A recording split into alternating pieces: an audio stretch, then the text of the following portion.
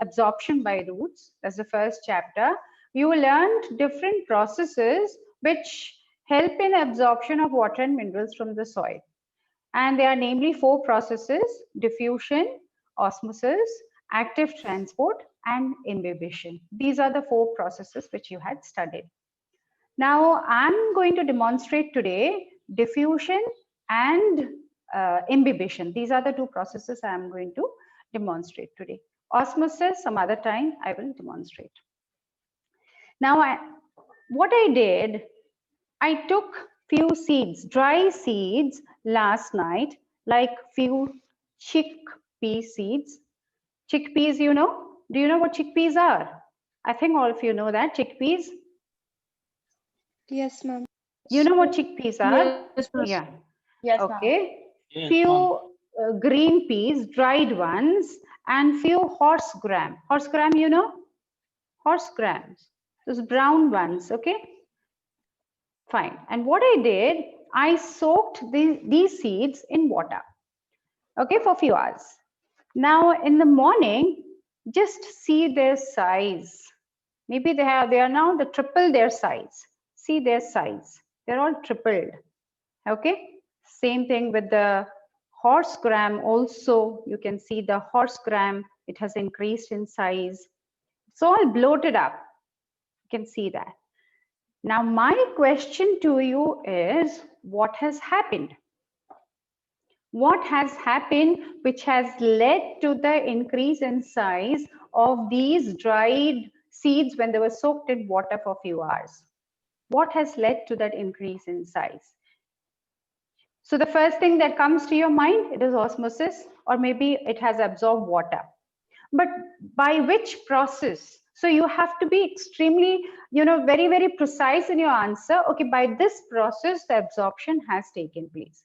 So the process which has taken place that had led to the swelling up of the seeds is imbibition. This is all because of imbibition. Divyanshu, you said osmosis, right? Divyanshu, didn't you say osmosis, endosmosis has taken? Yeah, fine. Didn't you say endosmosis? But osmosis will always take place when there is a concentration difference. But here the sap there is no sap inside. In the dried state, it has no sap. And since there is no sap, where's the question of osmosis taking place? So osmosis will only take place between 2 solutions when they have a concentration difference separated by a semi-permeable membrane. But here there is no cell sap, so no osmosis occurs. So the process which has taken place is imbibition. This is a reasoning question which is often asked in ICSE. Why do dried seeds swell up when soaked in water? The answer is imbibition. Now, what is imbibition? The phenomenon by which living or dead plant cells in their dry or semi-dry state absorb water by surface attraction. This is imbibition. Why it has happened? Because certain substances which are making up the seeds, like cellulose and proteins, these are all pulses. So they are very rich in proteins. Besides that, the cell wall is made up of cellulose, and cellulose is a kind of complex carbohydrate that you are aware of. So cellulose and proteins are hydrophilic in nature. Hydrophilic, it means water loving. Hydro means water, philic means loving. So these are water loving in nature. So the moment they come in contact with water, they'll absorb it by surface attraction and they swell up. So that's the reason why the seeds swell up when soaked in water due to the process of imbibition. So you have to say the seeds have swollen up because imbibition has taken place. Since the seeds contain cellulose and proteins that are hydrophilic in nature, they have a tendency to absorb water by surface attraction. All right. All right. Now you learned how to answer this question, this reasoning question. Yes, ma'am. Yes, ma'am. Yes, ma'am. Very good. Yes, ma'am. Germination of seeds also occurs due to imbibition because the seeds, they absorb water, swell up, exert imbibitional pressure, and then the seed coats rupture, then the radicle emerges and forms the root system. That's how germination occurs. So germination also occurs because of imbibition. There are so many give reason questions, based on imbibition. So many questions. Okay, when we get time, we are going to discuss that. So this is the first experiment that I conducted on imbibition. Any difficulty with this in understanding this particular one? I think you shouldn't be, Divyanshu, now no more confusion about this, all right? Yes, ma'am. Any Yes. difficulty with this? No, ma'am. Yeah, fine. Next is I'm going to demonstrate diffusion. Had I been in school, I would have utilized potassium permanganate. Potassium permanganate crystals I would have taken to demonstrate the process of diffusion. But since I don't have potassium permanganate at home, I'm using this Ujala blue to demonstrate the process of diffusion. All right, Ujala blue has the dye that is Prussian blue, the chemical that is Prussian blue that is imparting, or maybe ultramarine that is imparting it this bluish color. So I'm going to use this to demonstrate the process of diffusion. Now tell me, what is diffusion first? Can anyone tell me what is diffusion? Can anyone tell me what is diffusion?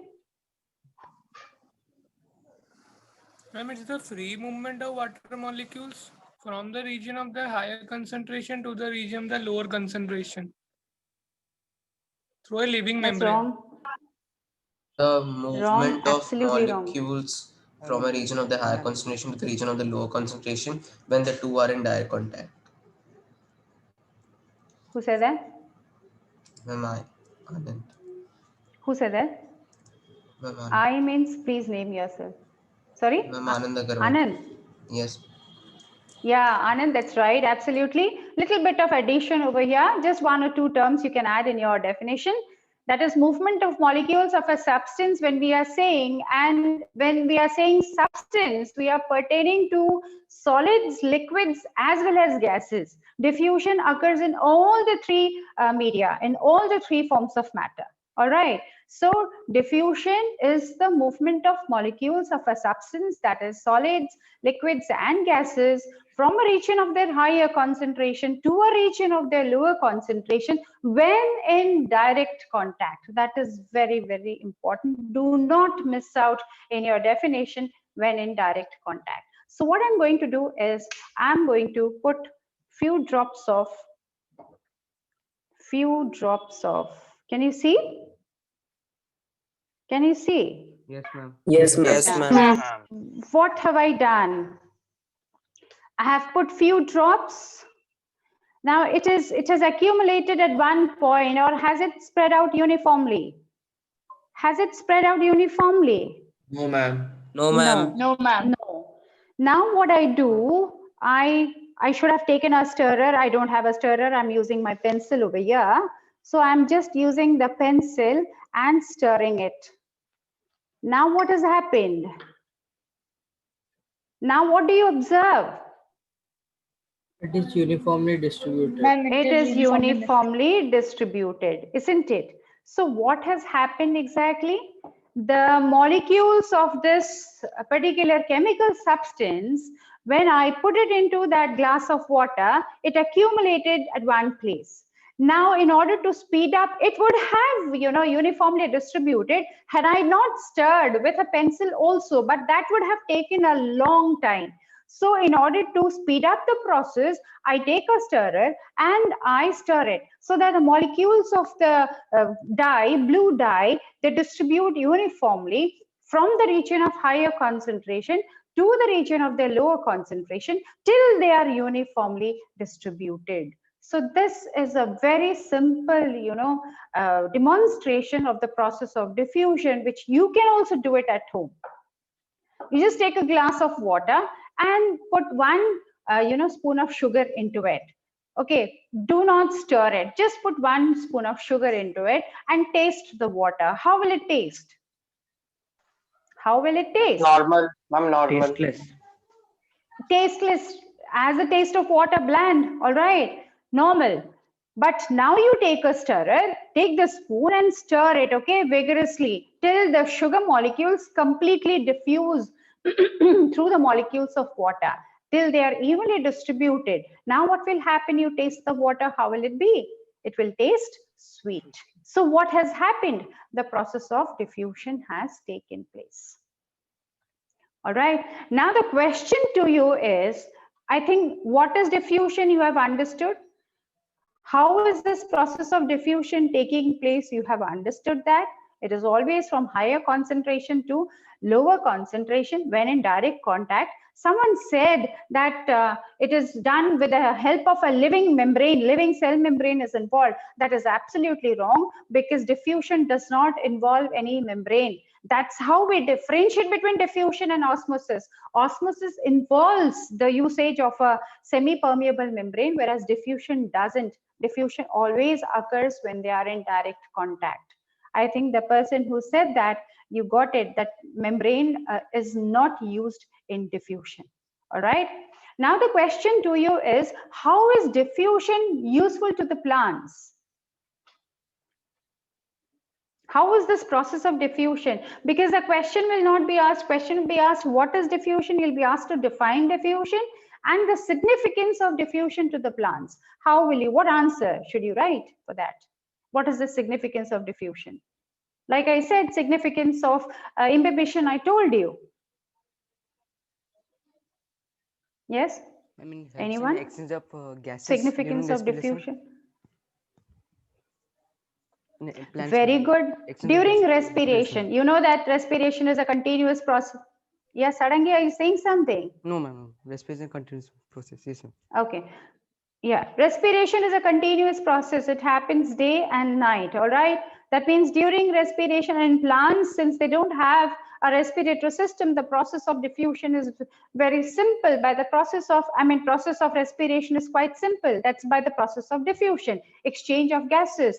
That means the air containing oxygen enters and the air containing carbon dioxide leaves. So that happens by the process of diffusion, through lenticels, through stomata, and through the general surface of the roots. Not only that, the process of transpiration, which I'm going to demonstrate, that also is nothing but, that also occurs by the process of diffusion. That means stomatal transpiration, when the water is lost from the plant body in the form of water vapor, that happens by the process of diffusion. From higher concentration within the plant tissue to lower concentration in the atmosphere, the water vapor leaves or exits the plant body. So this way, diffusion is helpful to the plant. It helps in transpiration, or transpiration occurs by the process of diffusion. Exchange of gases during respiration occurs by the process of diffusion. I think you are clear. Significance of diffusion in plants. If you are asked, you can write this. Yes, ma'am. Yes, ma'am. Yeah, good. Then the third thing,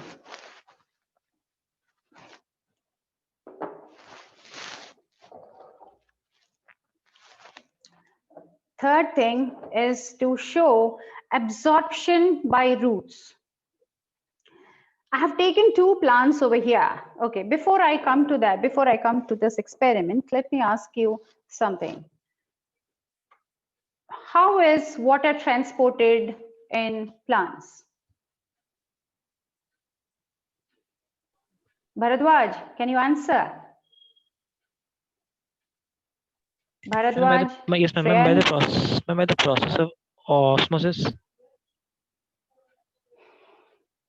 How is water transported in plants? My question is, okay, okay, fine. Let me rephrase my question. A suction force is created. Transpirational pull. Yes, let me rephrase my question. Bharadwaj Rishabh, will you please just hold on? My question is, name the tissue.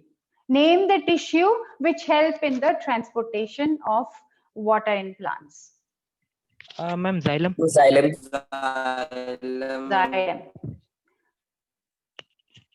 And is someone saying and? Xylem and? There's no and, okay? It's xylem. No, transportation of water is by xylem. You can write xylem vessels, but you can never write phloem. Xylem, ascent of sap, that's the function. Phloem, translocation. Now, if you are going to elaborate on what is ascent of sap is the upward movement of water and minerals from the roots to the leaves along the xylem vessels. Translocation is the downward movement of food prepared in the leaves to different parts of the plant through the phloem. All right. So phloem helps in the transportation of food substances downwards from the leaves to other parts of the plant. But xylem helps in the upward conduction of water and minerals from the roots, not from the soil, as most of you write. Because this time also I have come across answers, where children have written from the soil to the leaves. How can that be? You don't find the xylem in the soil. The xylem is there in the root. So from the roots to the upper parts of the plant. Anyway, so what I did, I took a glass of water, a glass half filled with water, and I put some red dye in it. Okay, red coloring matter. Can you see that the water has been colored red? Yes, ma'am. Can you see that? Yeah. Actually, had I been in the school, I would have used eosin stain for this. Which stain? Eosin. EOSIN. The name of the stain is mentioned in the book in that experiment. I would have taken. But for this purpose, I have taken this Alta just to stain the water red. All right. Now what I did, I took a small Portulaca plant. Very small Portulaca plant. This is a Portulaca plant or table rose. I don't know whether you have seen this plant or not. Okay, I have taken a small Portulaca plant, and I have also taken a stem of balsam. I should have taken a rooted plant, but I couldn't get hold of a rooted plant, so I have taken a stem of balsam plant. In fact, this process which we are going to discuss right now, which I am trying to demonstrate, this is best done when we use a rooted plant, rooted balsam plant. Okay. Now, what I did, I took the stem and I immersed in this glass of water for say 2 days. I did that. All right. And this stem is actually greenish in color. If you see the normal stem of this plant, it is greenish in color. Okay, or greenish yellow, slight greenish yellow in color. But after keeping in water for 2 days, you can see that the entire stem is stained red. Can you see that? Can you see the entire stem has been stained red? Yes, ma'am. Yes, ma'am. And if I break a piece of this stem, even inside also, if you see, it is red in color. See. Can you see the inside? Yes, ma'am. Yes, ma'am. Yes, ma'am. It's all red in color. Okay, the inside is also red in color. See. Can you see? Yes, ma'am. Yes. Now, of course, what has happened? Why is that inside red in color? Inside means the central portion. The central portion, in fact, it is red in color. Why is it red? And even these flowers, they were all whitish. I had broken a branch of a balsam plant, which produces white flowers, but the flowers, they have turned pinkish in color. They're not white, rather they have turned pink. Now, what has happened? Tell me what has happened. Ma'am, the And xylem why tissue. is the Xylem. why is the center stained red? So what have I done? I have kept it in water, as I said, colored water for 2 days. And then when I break a branch, actually we should have taken thin sections of different parts of the plant, like the stems, like the roots, like the leaves, and then we should have placed them on slides and observed it under a microscope. When we would have observed it under a microscope, we would have seen that the center portion of all of these sections would have taken up the red stain. Now the question is why? First thing, the xylem is located at the center of the different parts of the plant. Xylem forms the core of the plant. Surrounding the xylem, we have the phloem. So the center is stained red because there lies the xylem tissue. And since water has been conducted upwards, okay, so gradually every part of the plant is taking up the stain, and eventually you will observe that the leaves are also going to become reddish in color, reddish tinge it is going to take up. Like the flowers have turned pinkish, the leaves, they will also absorb, they'll be slightly reddish in color. When you take a section of that, you can observe it. So what has happened over here? So the xylem has absorbed that water, it has conducted it upwards, and because of that, the core or the central tissue, it has become red in color. So this shows that plants, they absorb water by the tissue xylem. Xylem helps in ascent of sap, that is upward conduction of water and minerals from the roots to different parts of the plant. I hope I'm clear with this. Are you clear with this? I have taken this plant, Portulaca, in another one. Yeah, in Portulaca, I have taken in another, dye. That means here I have used this Ujala dye to put this Portulaca plant. This Portulaca plant or table rose plant, it has taken up stain, but since the stem is slightly thick and it is not so transparent, we cannot see the colored water, rising along the stem. But still, as you can see, it has risen up to a certain height. If you can see, this is the region up to which it was immersed in water. You can see it for yourself. This was the region up to which it was immersed in water. Now, if I lift it up, you can see that the colored water, it has almost risen up to this end. That shows that the colored water, the blue colored water, has risen along the xylem vessels upwards. So this shows, this proves rather, that xylem conducts water. So here the questions are, this kind of experiment will be given. One set, like this, and another set maybe like this. All right. Here 2 sets will be given. All right. And they will tell you that here there is a rooted plant and colored water is there. And here you have taken a glass which is filled with colored water, and up to the same level, the water is up to the same level in both the glasses, and you mark the initial level of water. Then you place them in sunlight for some time, for a few hours you place them in sunlight, or maybe for a day or 2 also you can place it in sunlight. Okay, but one more thing you got to do before you place it in sunlight, put few drops of oil on the surface of water in both the glasses. Now, when you come back to those experimental setups after 2 days, what will you observe? Did you get the setup? You take 2 glasses. Again, please focus. I take 2 glasses of water and I fill it with 2 glasses filled, half filled with water. Colored water I have taken, and I mark the initial level of water in both the glasses, which is up to the same level. In one, I have taken a rooted plant. In another one, I have taken nothing. All right. Now what you do, before you place these 2 setups in sunlight for 2 days or for maybe a 1 day, what you do, you put few drops of water on the surface, few drops of oil on the surface of water. All right. You put few drops of oil on the surface of water.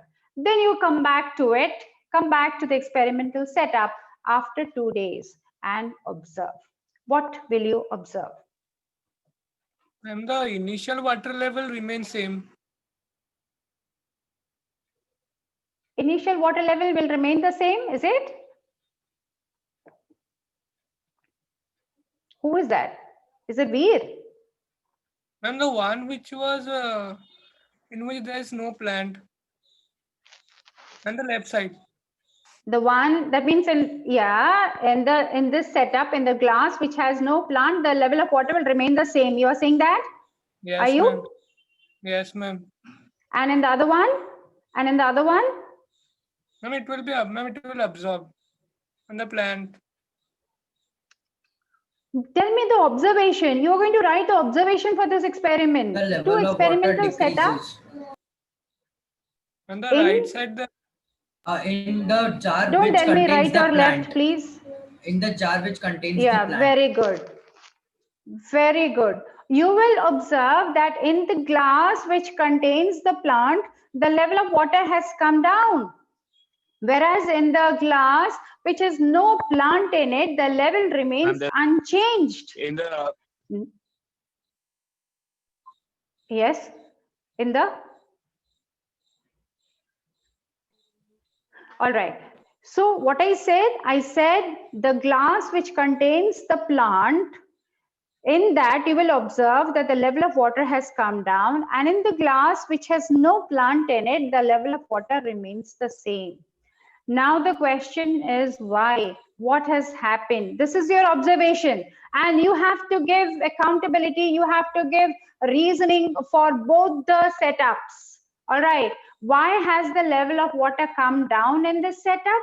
Because the roots they have absorbed, the roots of the plant they have absorbed water, which has been conducted upwards along the xylem vessels due to the suction force that is developed.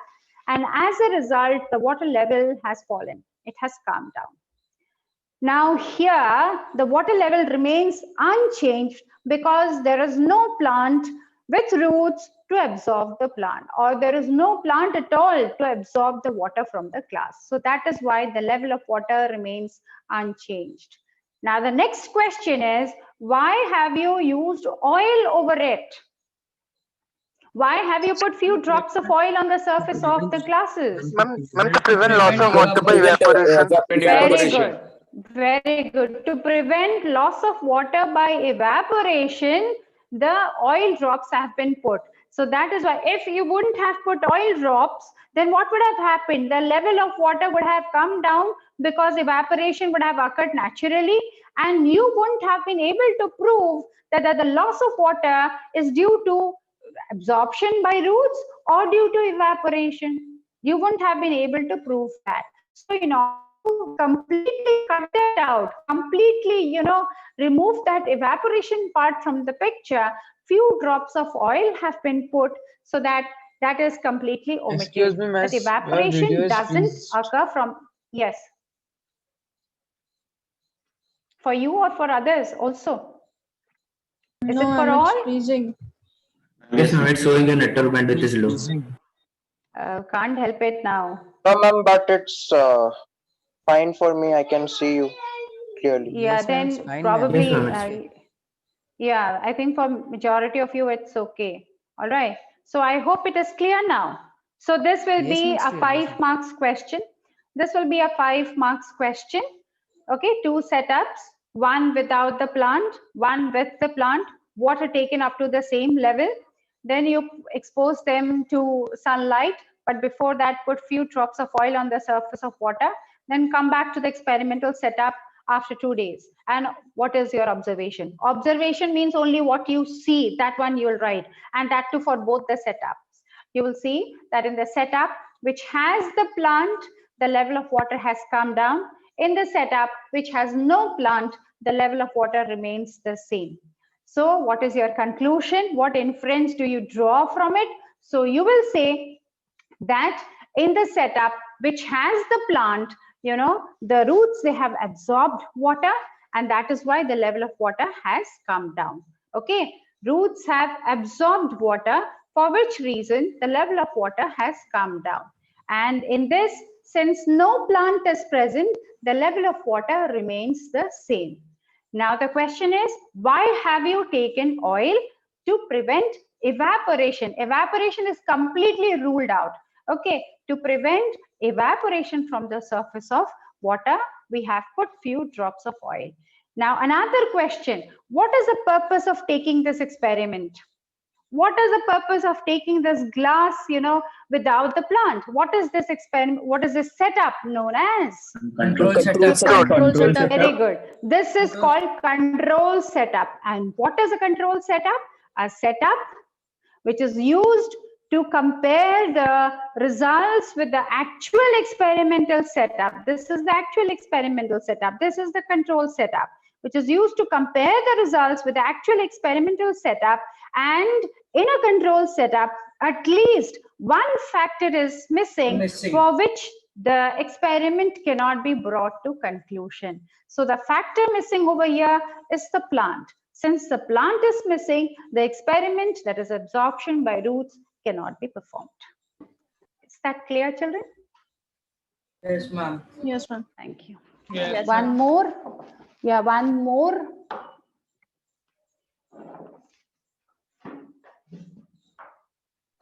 Excuse me, ma'am. Oh, yes, Divyanshu. Ma'am, in that control setup, for the water level not to be affected, can we write the condition for that we have taken oil which has prevented evaporation, so no harm to the water level? That is what you are writing, because the question, one of the bit questions will be, what is the purpose of taking oil? One of the bit question in that particular question will be, what is the purpose of taking oil? So you will write that oil prevents the evaporation of water from the surface of it. So that is why there is no change in water level. Evaporation hasn't taken place in both the setups. That's because of the oil which is used. But the level hasn't come down in the second setup, that is the control setup, because there is no plant. So that proves that if plant is not there, the water will not be absorbed and the level of water remains the same. Okay, Divyanshu? Yes. Okay. Now, if you can see the setup, had I been in school, I would have taken a bell jar and a potted plant to show the experiment. Now, I have taken a glass jar, okay, and to show the experiment. So what have I done? I have taken a glass jar with a plant named Anthurium in it. I've taken I'll open up and you'll see the plant. Okay, I've taken an Anthurium plant, and what I did in the morning, I covered it with this polythene sheet. All right, I covered this plant entirely with polythene sheet, and I tied the mouth of the polythene sheet at the base, as you can see. And then what I did, I kept it on the terrace. I kept the setup on the terrace. Okay, now half an hour before I got it down. What do you observe? Do you see anything inside the polythene sheet? It was an absolutely dry polythene sheet. Do you see anything? Water droplets. Droplets of water formed on the inside surface. Water droplets. Can you see the water droplets trickling down also? Yes, ma'am. Yes, Can you see that? Yes. Yes, ma'am. Yes, ma'am. Very good. Now what has happened? Now tell me what has happened. Transpiration. Very, very good. All right. Now, in order to set up this experiment, we take a potted plant. We should have taken a potted plant, but yeah, it's a decorative plant of mine. So I have taken this plant, and if it's a potted plant, you can use a bell jar and cover it like the experiment which is demonstrated in your book, or you can take a poly bag and tie the mouth of the poly bag at the base of the plant. Now the question is, why do you tie the mouth of the polythene bag at the base of the plant? So to show the transpiration. So that no water evaporates out, or outside moisture does not transpiration is enter. occurring. Ma'am, to prevent the condensation of the water which has been evaporated from the soil. Okay. Again, once again, let me tell you the setup, then you will understand. You take a potted plant, all right? So this is the potted plant. This is the pot, all right? Now what I did, I covered this entire plant in such a way that it is not coming in contact with the atmosphere. And if it would have been a potted plant, if soil would have been there, then the polythene bag, will be completely tied. It will be tightly tied at the base of the plant. That means above the level of the soil. Please try to imagine above the level of the soil, it is being tied, and then, you are going to expose this setup to sunlight for a few hours. Take a potted plant, cover the plant with a polythene sheet, tie the mouth of the polythene sheet at the base of the plant and expose it to sunlight for few hours. Then when you get it back, you will see droplets of water clinging to the inner surface of the polythene bag. What is your inference or conclusion? That the plant has transpired. It has given out water vapor, which on touching the cooler parts of the polythene sheet, they have condensed to water droplets. So these water droplets are due to the process of transpiration which has occurred. So how can we be so sure? Because we have already tied the mouth of the polythene sheet at the base of the plant. So there is no question of atmospheric air entering or neither the soil moisture evaporating and entering into the polythene sheet. Jagdish, I hope you got it. Yes, ma'am. Jagdish.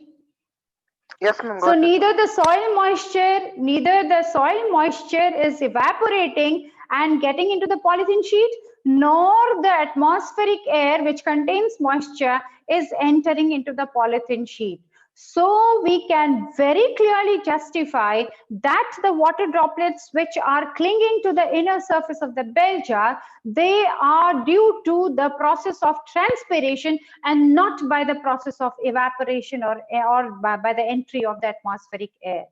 So that is the reason why we tie the mouth of the polythene sheet at the base of the stem to prevent the soil moisture from entering into the polythene sheet as well as the atmospheric moisture from entering into the polythene sheet, so that we can confirm that these water droplets which are there, they are due to the process of transpiration. So what is transpiration?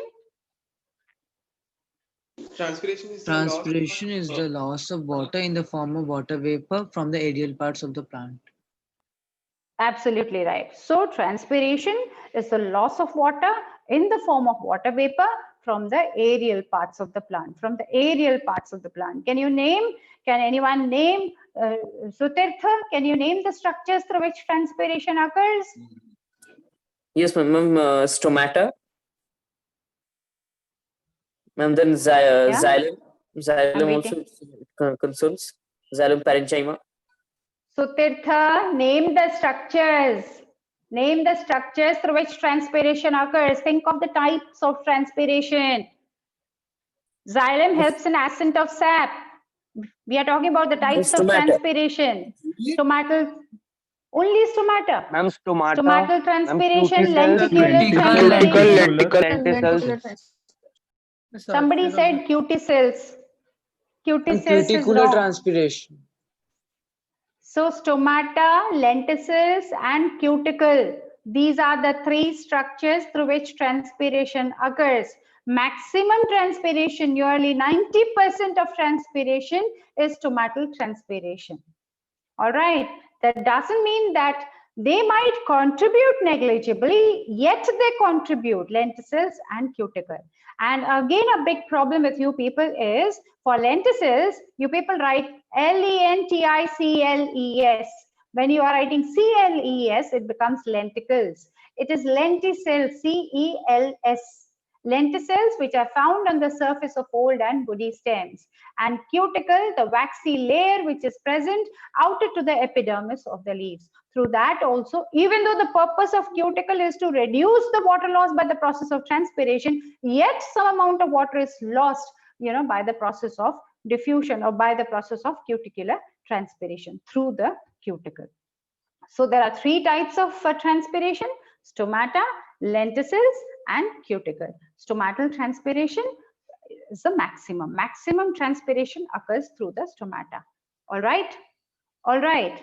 Transpiration, is it clear? Yeah. So this setup will be asked. You'll be asked like, why has the polythene?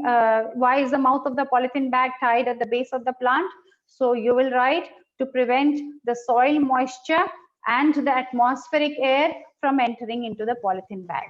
Did you get that? Did you get Yes, that? ma'am. Not to prevent the escape, but to prevent the entry of the soil moisture and also the atmospheric moisture into the polythene bag. All right. Then another thing is that what are those water droplets? You will write those water droplets, they have condensed due to the water vapor given out by the aerial parts, condensing, touching the cooler parts of the polythene bag, condensing into water droplets. Now, another important question is, how can you prove that these are water droplets? I will say these are kerosene droplets. You prove me. Ma'am, we will take cobalt. You do. Very Cobalt good. In order to confirm the presence of these water droplets, we got to use a piece of cobalt chloride paper. Anhydrous cobalt chloride paper is blue in color. All right. Anhydrous cobalt chloride paper is blue in color. So you take a piece of anhydrous cobalt chloride paper, just touch on those, let those water droplets touch the piece of paper. You will observe that it turns pink. So that indicates that these are nothing but water droplets. Water droplets which have been given out by the plant on account of transpiration. And this is the part I was talking about. Let me open up the sheet and you can see it for yourself, and see the amount of water it has transpired. Just see. Can you see the water drip? Can you see the water dripping? Yes. Can you see the water coming out, dripping literally? Okay, this is the amount of water which it has transpired. Since this is a bigger plant, you can see this plant I was talking about. See, all the leaves are also wet. Can you see that? Glistening. Yes, ma'am. Yes, ma'am. Yes, ma'am. Ma'am. Okay. Any questions you have? So I showed you imbibition, diffusion, absorption by roots, okay, and ascent of sap along xylem, and transpiration, demonstration of the process of transpiration. Any difficulty if you have, you can ask me with regards to any of the experiments which I said. And also the reasoning questions, associated with that, experiment based questions associated, that also I explained. So any difficulty?